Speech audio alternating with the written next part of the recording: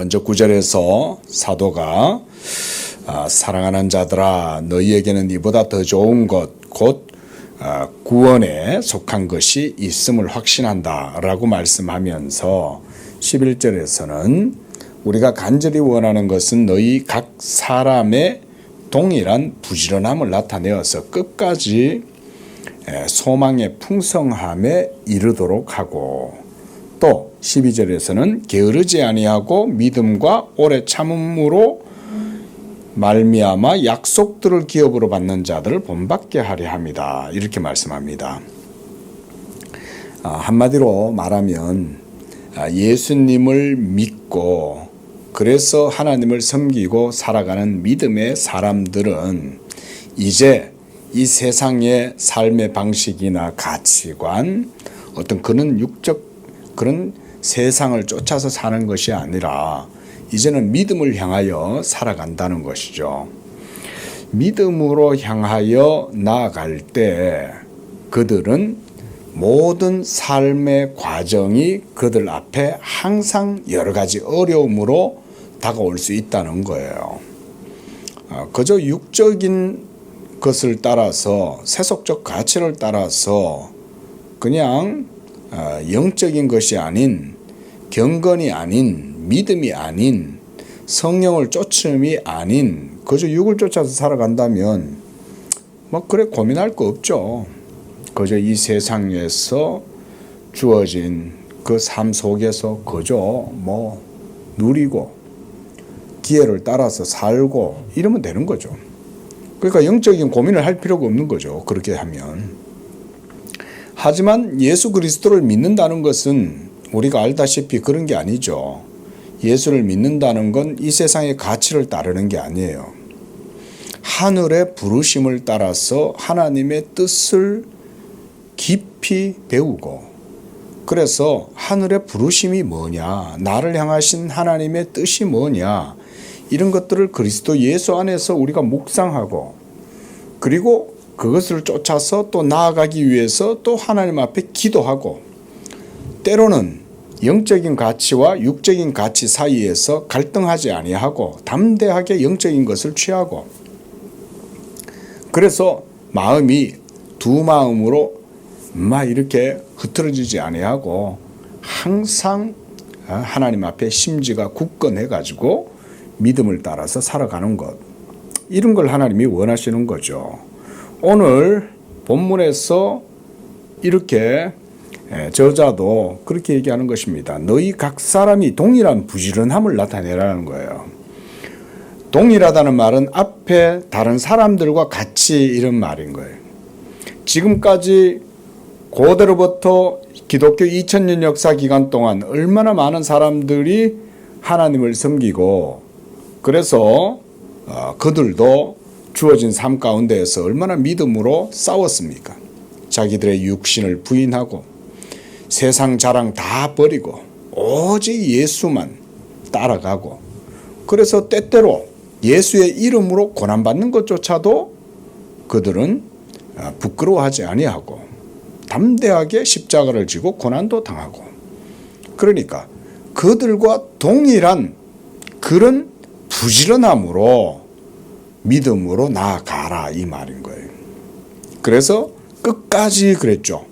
그러니까 죽는 날까지라는 의미도 있겠지만 또 하나는 궁극적으로 마지막 날 이르게 될 온 우주적 심판, 아담으로부터 지금 있는 모든 산 사람들까지 하나님 앞에 다 심판을 받게 되는 그 날까지 이 소망의 풍성함에 이르러라 라고 이렇게 말하고요.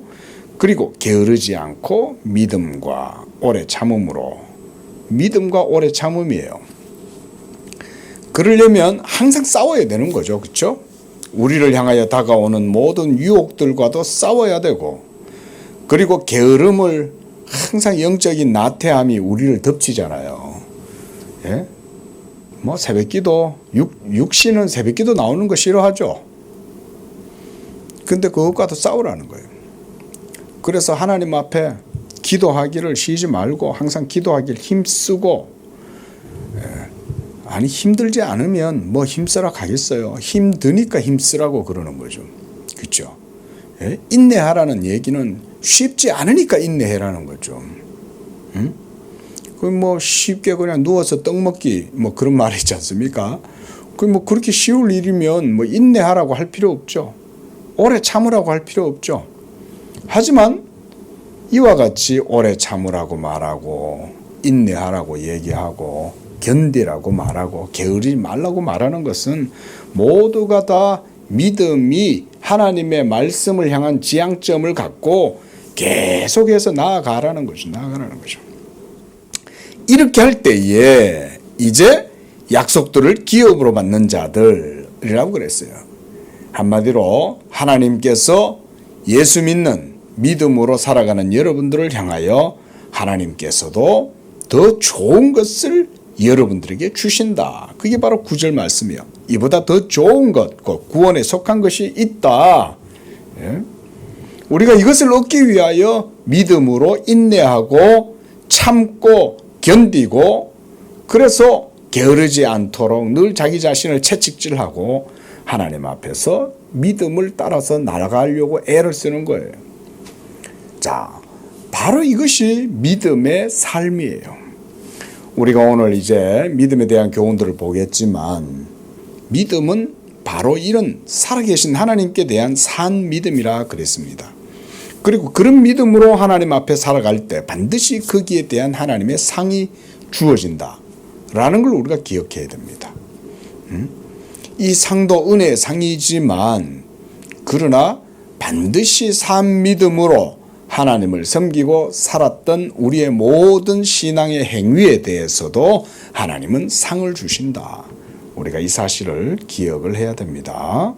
그래서 우리가 믿음으로 의롭다함을 얻는 칭의 뿐만 아니라 이제 성화의 삶 속에서 우리가 인내하고 견디고 싸우고 게으르지 아니하고 노력하고 힘쓰는 이 모든 행위에 대해서도 하나님은 의롭다 하실 뿐만 아니라 그 행위에 대해서도 상을 주신다라는 말씀을 하시는 거예요. 자, 이제 이런 말씀들을 중심으로 우리가 오늘 7절과 8절도 한번 살펴보겠습니다.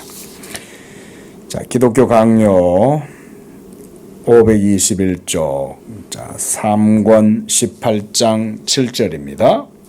자, 신자들의 환난에 대한 상급은 빚진 것을 갚는 공평이 아니라 값 없이 하나님의 약속의 진리에 관계되는 것이다. 값이 없어요. 예, 값 없이 주시는 거예요. 자, 그러나 사도가 전하는 말씀들은 더욱 심하게 우리를 다그친다. 사도는 환난을 겪는 데살로니가 사람들을 위로하면서 그것이 닥친 이유를 너희로 하여금 하나님의 나라에 합당한 자로 여김을 받게 하려 함이니 그 나라를 위해 너희가 또한 고난을 받느니라 라고 가르친다. 실로그는 하나 다음과 같이 전한다. 너희로 환난을 받게 하는 자들에게는 환난으로 갚으시고 너희에게는 우리와 함께 안식으로 갚으시는 것이 하나님의 공의이시니 주 예수께서 하늘로부터 불꽃 가운데 나타나실 때에 히브리서 기자는 다음과 같이 전한다. 하나님은 불의하지 아니하사 너희 행위와 그의 이름을 위하여 나타낸 사랑으로 이미 성도를 섬긴 것을 잊어버리지 아니하신다. 이렇게 말씀합니다. 자, 여기서 보면 먼저 여기서 저자가 제시한 이 성경 구절들을 보십시오. 여기 보면 전부 다 우리의 행위에 대한 하나님의 칭찬과 상에 대해서 얘기하고 있죠. 그렇죠? 그래서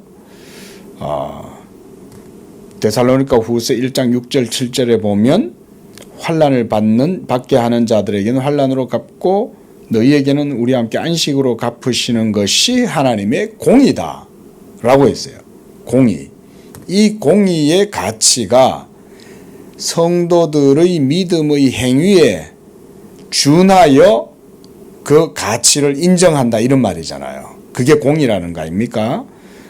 그래서 6장 10절에서는 하나님은 불의하지 아니하사 너희 행위와 그의 이름을 위하여 나타낸 사랑으로 이미 성도를 섬긴 것을 잊어버리지 않는다 너희 행위, 그리고 그의 이름을 위하여 나타낸 사랑, 이런 게 바로 성도의 행위잖아요.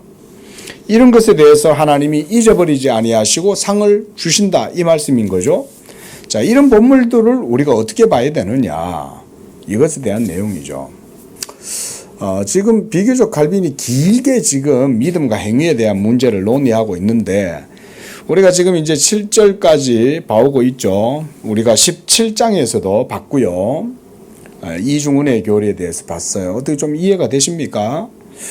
사실은 우리가 복음의 교리에 익숙해져 있지 않으면 우리 일반 성도님들이 칼빈의 이런 아주 깊이 있고 체계적인 논증을 우리가 글로 읽고 이렇게 접해봐도요, 그게 잘 이해가 안 될 때가 많습니다.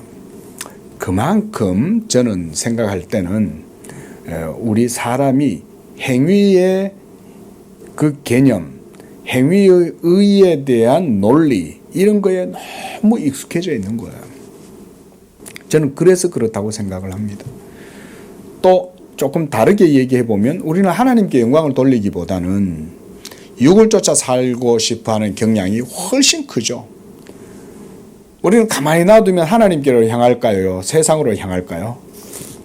당연히 세상으로 향하죠. 하나님이 우리를 내버려 놔두면 우리는 하나님께로 향하여 나아가는 경향성이 없어요. 하나님이 우리를 그냥 내버려 두시면 우리는 그냥 육을 쫓아서 세상으로 그냥 흘러가 버려요.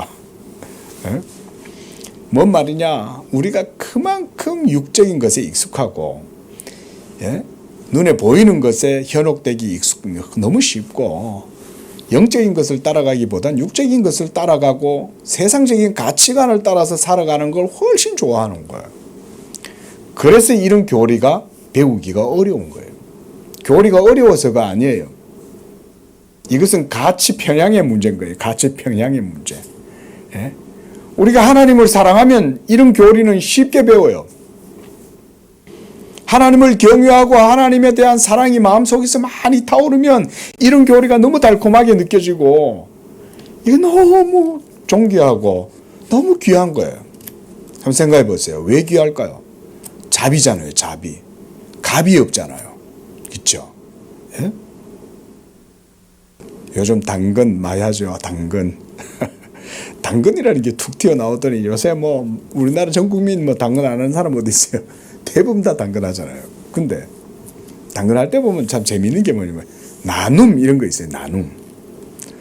그런데 물론 이렇게 이제 뭐 자기가 이제 우리나라가 워낙 이제 잘 살고 또 재화가 풍부하고 이러니까 공산품이 넘쳐나니까 이제 남는 거 버리긴 아깝고, 그러니 이제 남한테 준다는 건데, 그만큼 지금 우리나라가 잘 산다는 말이에요. 사실은 당근의 경제학, 제가 이름을 한번 붙여보자면, 당근의 경제학의 기초는 우리나라가 지금 GDP가 굉장히 높아서 그런 거예요. 물품이 넘쳐나는데 중고 장마당 같은 데 들고 나가기도 번거롭잖아요. 누가 요즘 중고 장마당 들고 나가요? 당근에서 그냥 줘버리지.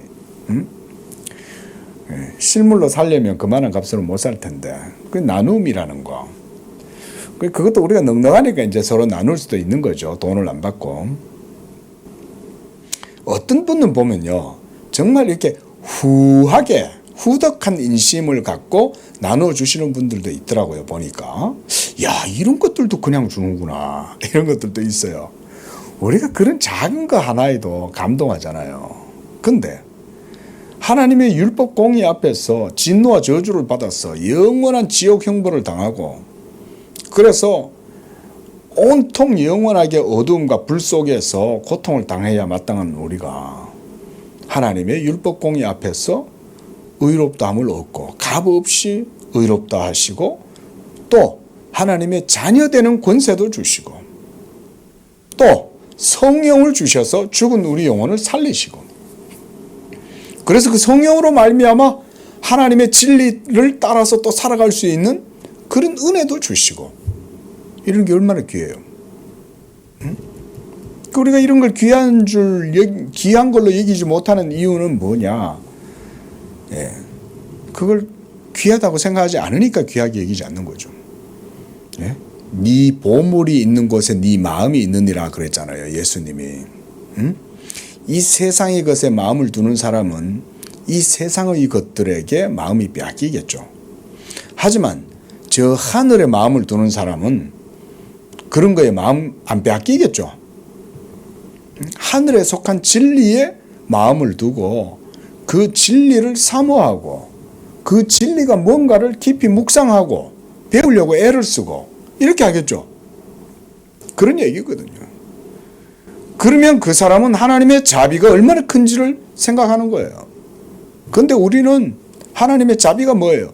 하나님이 계신지 안 계신지조차도 잘 모를 뿐만 아니라 하나님이 계신다고 믿는다고 해도 하나님의 자비를 의지하기보다는 자기 행위로 하나님 앞에 의롭다함을 얻으려고 노력하잖아요. 그죠? 하나님이 살아계신다는 생각을 할지라도 그 하나님의 자비를 의지하기보다 하나님께 합당한 영광을 돌리기보다 내가 행위로 하나님 앞에 뭔가 행하여서 그것으로 하나님을 기쁘시게 하려고 하고 그래가지고는 오만 하나님이 말씀하시지도 않는 것들을 내놓고 하나님한테 영광 돌린다고 그러고 있는 거죠. 여러분 믿음이라고 해서 그거 아무렇게나 여러분 마음대로 하나님 믿는다 그런 말 아니라는 거 아시죠? 그런 거 아니에요. 믿음이라고 하는 말은 하나님의 앞에서 합당한 것을 믿음이라고 얘기하는 거예요. 그게 바로 믿음이죠. 그런 믿음으로 하나님을 섬기지 않는다면 하나님이 그걸 받으시겠어요? 받지 않겠죠. 자, 우리는 너무나 하나님 섬기는 것에 문외한들이에요. 무지하고 어리석어요. 육으로 치우칠 경향이 너무나 심하고 조금만 놔두면 육을 쫓아서 나아가고 이러잖아요. 자, 그러니까 왜 이렇게 믿음의 교리와 함께 칼빈이 본문에서 행위에 대한 교훈 이런 것들에 대해서 말해 주느냐, 우리가 이런 걸 배워야 됩니다. 자, 522쪽입니다. 첫째, 본문에 대한 나의 대답은 여기에서는 그 무엇도 공로의 가치로 제시되고 있지 않는 바 하나님 아버지는 자기 자녀들로 선택하신 우리를 자기의 맏아들인 그리스도의 형상으로 빚어가고자 원하심으로 그리스도가 먼저 고난을 당하시고 마지막에 비로소 정하신 대로 자기의 영광에 들어가셔야 했던 것 같이 우리가 하나님 나라에 들어가려면 많은 환난을 겪어야 할 것이라고 하는 것이다. 그러므로 우리가 그리스도의 이름으로 환난을 겪는 동안 하나님이 통상 자기의 양떼들을 식별하려고 찍으시는 어떤 표지들이 우리에게도 이른바 각인된다. 인치심이 있다는 거죠. 우리가 하나님 나라에 합당한 자들로 여겨지는 것은 이러한 논법에 따른다. 조금 얼핏 읽으면 좀 어려울 수 있겠지만 예수를 진실하게 믿는 하나님의 사람들은 이 땅에서 살아갈 때 신앙의 환난과 고난이 닥치고 역경이 닥칠지라도 그것에 굴하지 않는다는 거죠. 도리어 그 속에서 환난이 있을지라도 오히려 그 환난이 그 사람 속에 있는 하나님의 인치심을 망가뜨리거나 덮어버린다든지 그걸 사라지도록 하는 게 아니라 환난이 오히려 그 사람 속에 있는 하나님의 인치심을 어떻게 한다는 거예요? 더 드러내게 한다는 거예요. 그 하나님의 택하심이 그 사람에 있으니까. 그래서 여러 환난이 있을지라도 믿음으로 그걸 도리어 견딜 수 있는 힘이 생겨나는 거예요. 때때로 하나님은 그래서 우리에게 약으로 쓰시는 거예요. 고통이라는 약을 쓰시는 거예요. 고통, 고난이라고 하는 주사를, 불주사를 우리에게 놓으시는 거예요. 그러면 우리가 믿음에서 좌절하는 게 아니라 도리어 고난을 통해서 우리의 믿음이 더욱더 굳건하게 막 드러나면서 하나님의 인치심이 나에게 있다는 사실을 그런 환난을 통해서 더 분명하게 각인하게 된다는 거예요. 그런 의미죠. 이런 게 청교도 신학의 아주 중요한 교훈이었죠. 칼빈이 이런 얘기들을 많이 했어요. 자, 이런 맥락에서 사도는 우리가 우리 몸에 우리의 주님이시자 우리를 다스리는 분의 흔적을 지니고 있다고 전한다. 이 흔적, 이것은 세상의 고난과 환난과 핍박이 이 흔적을 제거할 수 없는 거죠. 환난과 핍박이 더해지면 이 흔적은 더 강력하게 드러나죠. 이게 고난의 역설이잖아요. 그죠? 초대교회 때 얼마나 카타콤에서 거의 뭐 300여 년의 기간 동안 몇 대에 걸쳐서 그리스도인들이 그 속에서 살면서 믿음 생활을 하다가 죽었잖아요. 근데 그들의 믿음이 꺾였습니까? 안 꺾이죠. 근데 콘스탄티누스 대제가 기독교를 313년에 기독교를 국교로 공인을 하고 이러면서 기독교가 이제는 자유롭게 신앙생활을 하게 되었을 때 그때부터 교회는 부패하기 시작한 거죠. 고난이 결코 나쁜 것만은 아니에요. 그래서 흔적이 드러나게 한다. 지금 칼빈이 그런 얘기하는 거죠. 그래서 그 밑에 줄도 우리가 항상 예수의 죽음을 몸에 짊어짐은 예수 생명이 우리 몸에 나타나게 하려 합니다. 이런 것도 그건 거죠. 예수 죽음을 몸에 짊어진다는 말은 우리도 그와 함께 고난을 당한다 이 말인 거예요. 주님도 우리의 구원을 위하여 고난으로 구원을 이루신 것처럼 그러므로 지상에 있는 그의 성도들도 고난당한 것에 대해서 이상하게 여기지 말라는 거예요. 그리스도의 남은 고난을 내 몸에 채우고 주의 교회에 채우는 것에 대해서 이상한 일로 여기지 마라. 이 세상이 완전히 변해서 하나님 나라가 완전하게 이루어질 때까지는 지상의 교회는 항상 그 생명력을 유지하기 위해서는 흔들어 줘야 돼요. 고여 있는 물은 이끼가 끼잖아요. 썩잖아요. 예? 하지만 흐르는 물은 그러지 않죠. 하나님이 교회를 막 흔들어 가지고 죽음의 잠을 빠지지 못하도록 하나님이 막 고난을 주시는 거예요. 자, 그 밑에 줄. 바울이 이러한 본문들을 첨가하는 이유는 행위에 어떤 가치가 있음을 증명하려는 게 아니라는 거죠. 요거 이제 잘 봐야 돼요, 우리가. 그게 아니라 하나님 나라에 대한 소망을 확정하려는 것이다. 그는 마치 다음과 같이 말하는 듯하다. 당신의 적들로 인해 당신이 곤욕을 당하게 될 때 그것에 대해서 보복을 가하는 것이 하나님의 의로운 심판에 부합하듯이 당신이 그 곤욕을 벗어나 안도와 쉼을 얻게 되는 것 또한 하나님의 심판과 일치한다. 자, 둘째 본문의 가르침에 따르면 둘째 본문은 뭡니까? 하나님은 자기에게 속한 자들의 복종을 잊어버리지 아니하고 그러니까 순종에 대해서 그 의의 공의에 부합하는 바 그에게는 이를 잊어버린다는 것은 불의에 다름없다고 추론한다. 무슨 말이냐? 공의가 분명히 있기 때문에 하나님 앞에서 의를 행하고 믿음으로 견딘 모든 선행에 대해서는 그 공의에 부합되는 가치를 반드시 주신다 이 말인 거예요. 이거 우리 성도님들이 믿으셔야 돼요. 예수 믿을 때 오늘날처럼 더군다나 너무 세상이 휘황찬란하잖아요. 더 이상 예수 믿는 게 별 의미가 없어 보일 수 있죠. 안 그렇습니까? 생명공학, 무슨 뭐 유전자, 조작 이러면서 이제 인간의 수명도 뭐 좀 있으면 암도 이제 막 쉽게 정복된다 뭐 이런 얘기도 있고, 인간의 수명이 이제 100세 아니라 이제 한 20년 정도 지나보세요. 그럼 120세 이렇게 나올걸요? 그러면 사람들이 어떤 생각이 드는지 아세요? 그거 살아봤던 20, 30년 더 사는 거잖아요. 그렇죠? 20, 30년 더 사는 건데 사람들은 영원한 생명과 삶보다는 20, 30년을 더 좋아해요. 그게 인간이. 우리가 그런 거 있잖아요. 조삼모사 어리석은 원숭이 이야기 있잖아요. 우리가 그렇게 육에 매여서 미련하고 어리석을 수 있거든요. 사람은요. 사람은 영원한 삶과 영원한 영광과 영원한 상급이 주어진다고 해도 지금 눈앞에 있는 20, 30년 더 사는 걸 원한다는 거예요. 너 지금 죽고 영원히 살래?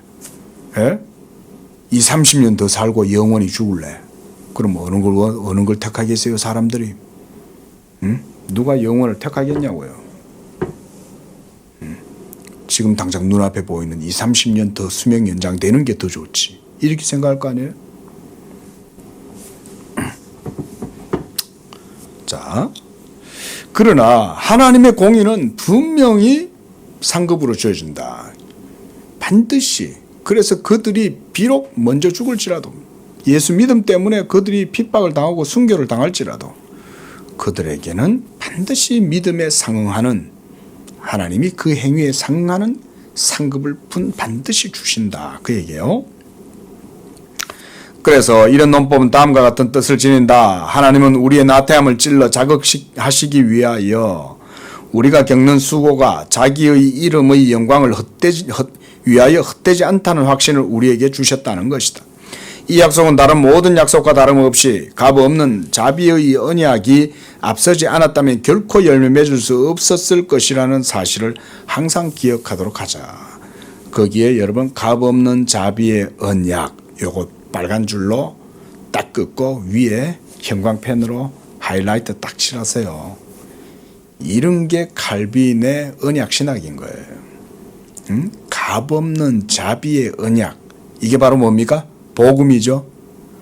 복음이 값없이 하나님 앞에 우리가 의롭다함을 얻게 될 때, 의롭다 하시는 하나님은 자비의 하나님이시요, 그 자비로 말미암는 언약이 바로 복음이다, 이 말이죠. 그래서 왜냐하면 우리 구원의 확실성 전체가 이 언약에 달려있다. 이 언약, 무슨 언약? 행위 언약? 은혜 언약이죠. 그 찬양 좋은 것 같아요. 예. 좀 우리 교회도 성도들이 좀 많아지고 이 말씀 시간이 풍성해져 갖고 좀 이렇게 공동체가 조금 풍성하게 활성화되면 이럴 때 찬양도 한번 하면 좋겠어요. 은혜로만 들어가네 이러면 딱 세션맨들이 옆에서도 찬양도 같이 좀 해주고 멋질 것 같아요. 예. 개혁주의 교회도 찬양하는 거 좋아해요. 예. 우리 교회는 교인이 별로 없으니 뭐 그런 거 안 하는 거지. 예? 사랑의 교회는 하도록 찬양만 하고, 뭐 오륜교회란 데 가보면 뭐 형도 무슨 집회한다 하면서 맨날 찬양만 하잖아요. 예. 이 말씀이 풍성하게 증거될 때 그 풍성한 말씀을 듣고 있는 성도들이 얼마나 찬양하고 싶겠어요. 목사님만 계속 설교하지 마시고 우리도 같이 말씀 듣고 반응해서 같이 좀 아멘 하면서 찬양해요 이러면 합시다 이러면서 또 찬양할 수 있잖아요. 얼마나 좋겠어요. 자, 이 구원의 확실성 전체가 이 언약, 값없는 하나님의 자비의 언약이다. 이 자비의 언약, 이게 바로 은혜 언약입니다. 그것은 그리스도 예수 안에서만 발견되는 거예요. 예? 모세의 율법 아래에서는 결코 발견할 수 없습니다. 율법 아래 있고자 하는 자들아, 너희는 하나님의 진노를 당한다. 그렇게 얘기하는 거죠. 그러나 이 복음의 은혜, 성령의 인도하신 바 아래 있고 이 복음의 은혜 아래 있는 자, 그리스도 예수 안에 있는 자들에게는 이 언약은 자비의 언약, 은총의 언약, 값없이 베풀어 주시는 언약이다. 칼빈이 지금 이 복음을 언약이라고 하고 있죠. 그렇죠? 이런 점에 주의해야 돼요. 그래서 우리가 언약을 그래서 복음과 동일하게 이해를 하는 거예요. 물론 그 속에 들어가면 경륜상으로는 구약의 율법 언약이 있고 또 예수 그리스도를 믿음으로 말미암는 은혜 언약이 있다. 우리가 이렇게 또 구별을 하긴 하지만 결국 하나님의 언약이라는 것 자체는 근본적으로 하나님의 언약, 하나님 그분 자신 안에서부터 주어지는 자비의 언약이에요. 자, 이에 근거해서 우리는 심지어 우리의 복종, 순종이 무가치하다고 하더라도 하나님의 후하심으로 인하여 그것에 상급이 따른다는 점을 흔들림 없이 신뢰해야 한다. 이거 행위 상급론 아니라는 거 이제 아시겠죠? 자, 칼빈이 상급론 얘기한다고 해서 이 상급론이라는 것은 행위로 말미암는 행위의 의에 대한 상급이 아니라 믿음의 의에 대한 상급이라는 거 기억하셔야 됩니다. 그렇죠? 이 믿음의 의입니다. 그래서 믿음으로 이 사람은 뭘 해요? 행위를 하죠. 그죠? 믿음의 행위가 있죠. 이 행위에 대한 상급입니다. 그렇죠? 예? 율법 행위에 대해, 요거는 이제 율법 행위다 할 수 있겠죠. 율법 행위, 굳이 말하면. 자, 율법 행위에 대한 상급론 아닙니다. 칼빈은. 믿음의 의로 말미암는 행위, 그 믿음의 행위에 따르는 하나님의 상급. 이건 우리가 17장에서 됐으니까 제가 더 이상 설명 않겠습니다. 자, 그거 얘기한다는 거 기억하시고. 그래서 하나님의 후하심으로 인해 그것에는 상급이 따른다. 하나님의 후하심. 이런 거 우리가 이제 앞에서 봤죠. 하나님의 페이버라 그러잖아요. 페이버. 이 페이버, 하나님의 호의로 말미암는 은총을 주신다는 거죠. 이러한 기대에 우리의 마음을 확정시키기 위해 사도는 하나님은 불의하지 아니하심으로 한 번 주신 믿음을 우리 속에 지켜가실 것이라고 선언한다. 그러므로 이러한 의의는 빚진 것을 갚는 공평보다 하나님의 약속의 진리에 관계된다. 자, 그래서 방금 얘기한 것처럼 빚진 것을 갚는 공평이 아니라는 거죠. 그렇죠? 자, 우리 믿음으로 행위를 했어요. 그럼 하나님이 우리한테 빚을 지신 거예요? 그래서 이 행위가 빚을 진 거기 때문에 하나님이 상을 주시는 건가요? 그게 아니죠. 그렇죠? 이것은 약속에 따른 것과 관련되어진다. 칼빈이 이렇게 지금 표현하고 있어요. 자, 이게 바로 언약이죠. 이 약속의 진리란 말은 바로 앞에서 봤던 자비의 언약이라고 하는 표현하고 같다고 보시면 돼요. 진리가 율법도 진리지만 복음도 진리잖아요. 근데 율법도 하나님의 의를 나타내지만 복음도 하나님의 의를 드러내죠. 율법 외에 하나님의 한 의가 나타났으니 그 의는 바로 이거예요. 하나님의 약속의 진리, 이런 거예요. 그게 바로 값없이 베푸시는 하나님의 자비의 언약, 이런 거예요. 예. 자, 그 이제 어거스틴에 대해서도 인용을 했습니다. 자, 그래서 밑에서 세 번째 줄, 주님은 신실하시다. 그는 우리를 위해 채무자가 되셨다. 우리로부터 무엇을 받아서 취함으로써가 아니라 모든 것을 우리에게 약속하심으로 그렇게 하셨다. 자, 이런 게 언약신학이에요. 언약신학 그러니까 칼빈이 막 언약이란 것에 대한 어떤 논의를 학문적으로 이렇게 펼쳤다. 막 그런 게 어디 있냐. 그런 게 아니에요. 복음 그 자체가 전체가 다 언약적 구조로 이루어져 있어요. 그렇게 언약신학을 이해하는 거지. 언약에 대해서 어디 얘기 안 하네. 이렇게 이해하는 거 아닙니다. 하나님의 언약의 말씀은 한마디로 딱 정의하기가 어려워요. 왜냐하면 언약이라고 하는 것은 어떤 이의적인 논리로 그것을 표현할 수가 없고 복음의 경륜과 하나님의 사역 전체 모든 것들을 다 언약론적으로 펼쳐지기 때문에 그렇다. 그렇게 좀 이해를 하십시오. 자, 8절입니다. 하나님의 자비와 그리스도의 공로로 의롭다 여김을 얻게 하는 믿음은 사랑으로서 역사한다. 우리가 이건 지난주에도 봤지만, 자, 바울이 전하는 다음 본문들과 관련하여 문제가 제기된다. 산을 옮길 만한 모든 믿음이 있을지라도 사랑이 없으면 내가 아무것도 아니요.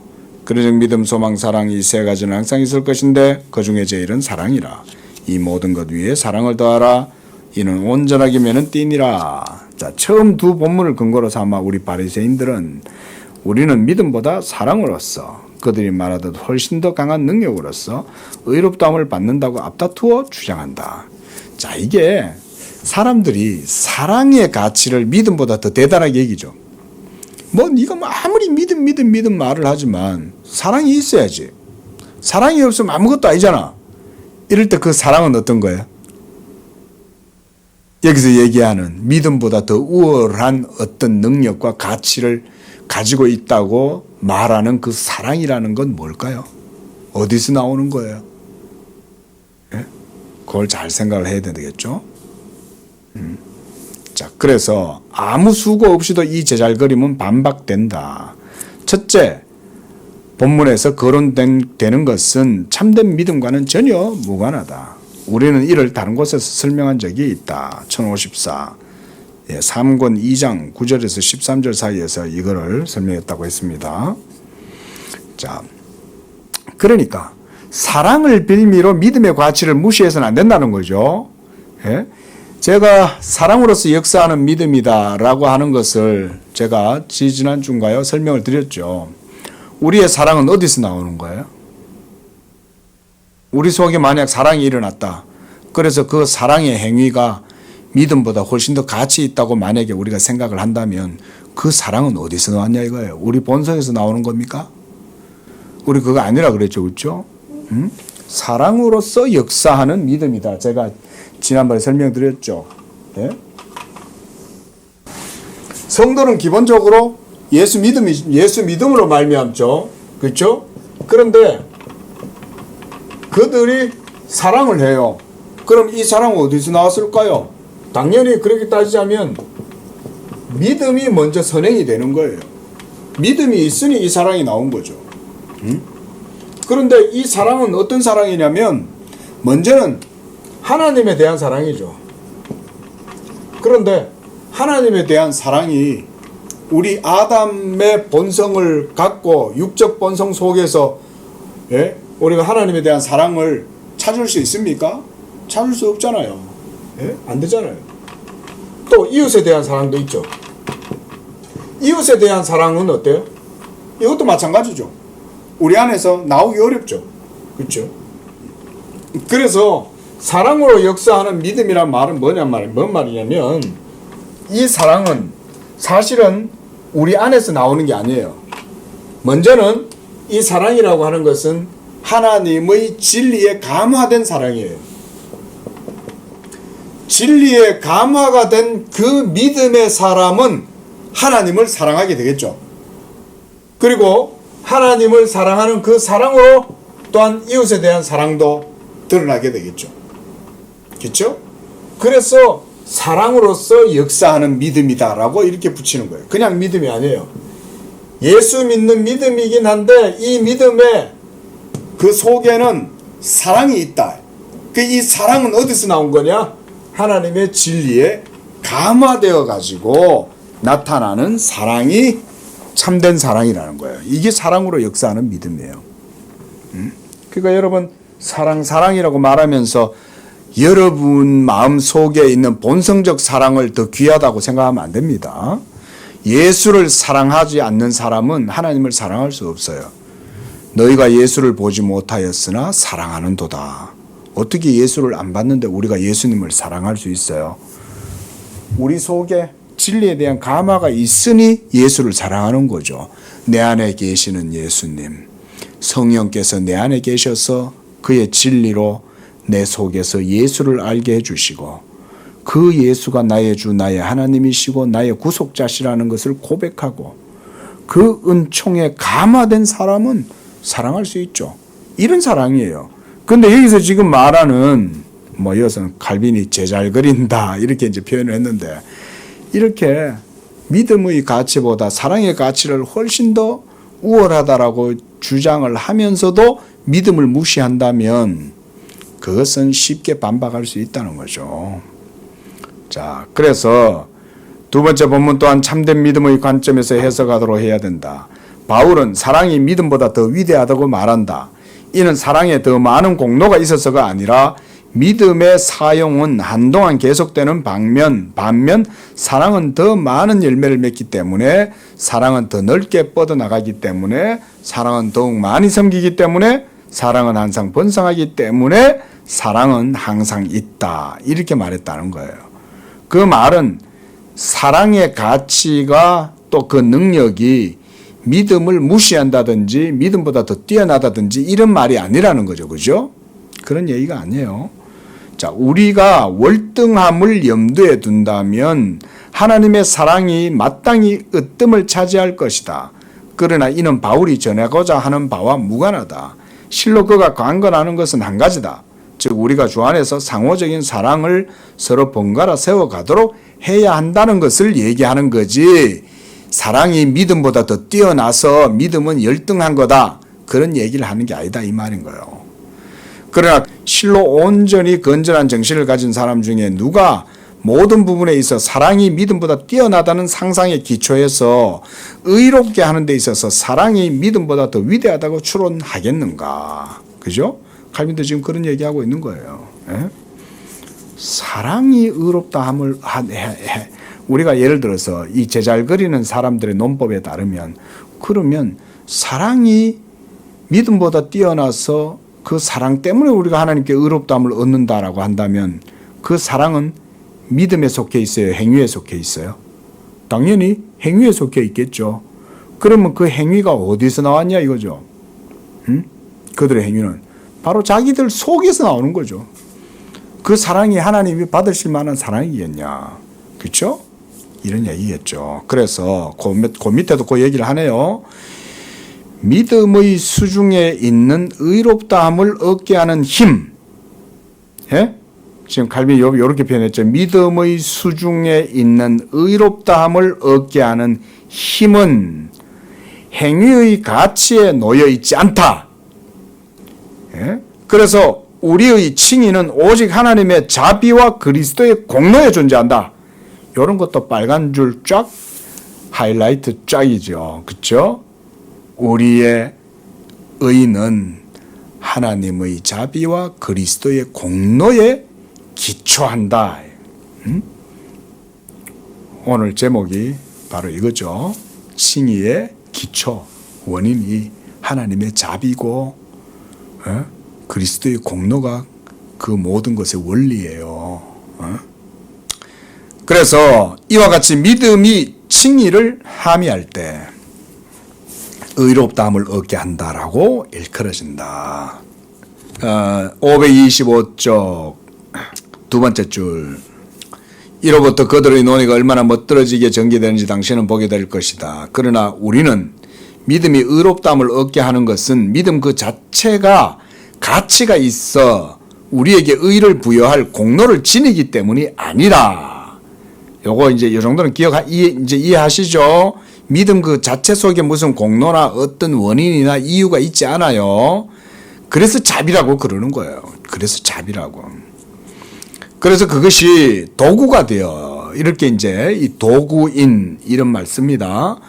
그래서 도구가 되어 우리가 그리스도의 의를 값없이 얻게 되기 때문이라고 말한다. 도구인이다. 그 믿음을 형상인이다. 도구인이다. 이런 표현을 쓰는 거예요. 그래서 그들은 하나님의 자비를 도외시하고 여기서도 자비 얘기하잖아요. 그렇죠? 그러니까 믿음이 무슨 의의 원인이 되거나 어떤 것을 제공해 주는 게 아니고 값없이 의롭다함을 해줄 때 그것을 의롭다고 하시는 믿음은 하나님의 자비가 기초가 이 말인 거예요. 자비가. 하나님의 선하심과 자비가 없이는 그 믿음이 하나님께 의롭다함을 이길 수가 없다 이거죠. 그래서 그들은 하나님의 자비를 도외시하고 모든 의의 요체이신 요체 이런 표현이 이제 우리 번역하신 우리 문병호 교수님이 자주 쓰시는 용어죠. 모든 의의 요체다. 그리스도를 빠뜨린 채 사랑이 믿음보다 훨씬 더 월등하다고 하므로 우리는 사랑의 혜택으로 의롭다함을 받게 된다고 주장한다. 이는 마치 왕이 구두 만드는 사람보다 무한히 뛰어나므로 구두를 만드는 일에 더 유능하다고 논쟁을 일삼는 것과 다를 바 없다. 이렇게 비유적으로 설명을 합니다. 자, 넘어가겠습니다. 자, 이런 정도는 우리가 이제 이해를 하겠죠. 그래서 이 점에 관련해서 어떤 궤변론자들이 끼어들어 바울이 이렇게 제한된 곳에서 사용한 믿음이라는 말을 다양하게 받아들이는 이유가 무엇인지 묻는다면 이렇게 해석하는 명분이 나에게는 결코 사소하지 않다고 대답할 것이다. 우리가 모두 바울이 열거하는 저 은사들은 하나님을 아는 지식과 관계되기 때문에 어떻게 보면 믿음과 소망 아래에 존재한다. 사도는 그것들 모두를 재현의 방식으로 믿음과 소망이라는 이름에 포함시킨다. 자, 넘어가겠습니다.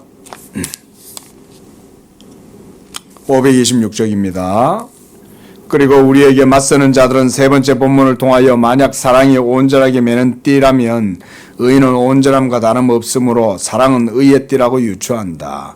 일단 바울이 여기서 완전함이라고 부르는 것은 지체들 서로 간에 잘 결합하여 순수한 교회를 견실하게 형성할 때를 지칭한다는 사실은 넘어가고, 또한 사랑이 우리를 하나님이 보시기에 온전하게 한다는 사실도 인정한다고 치자.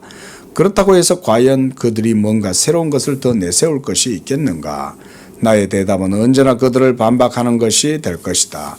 우리는 사랑의 모든 조목을 다 이루는데 이를 때까지 결코 이 온전함을 얻을 수 없다. 이로부터 나는 모든 사람이 사랑을 완성하는 것과는 너무나 요원하므로 온전함에 대한 모든 소망이 그들에게서 잘려나갔다는 결론에 이른다. 자, 결국 사랑을 믿음의 가치보다 더 우월하다라고 얘기를 하는 사람들은 왜 그렇게 말하는 건가요?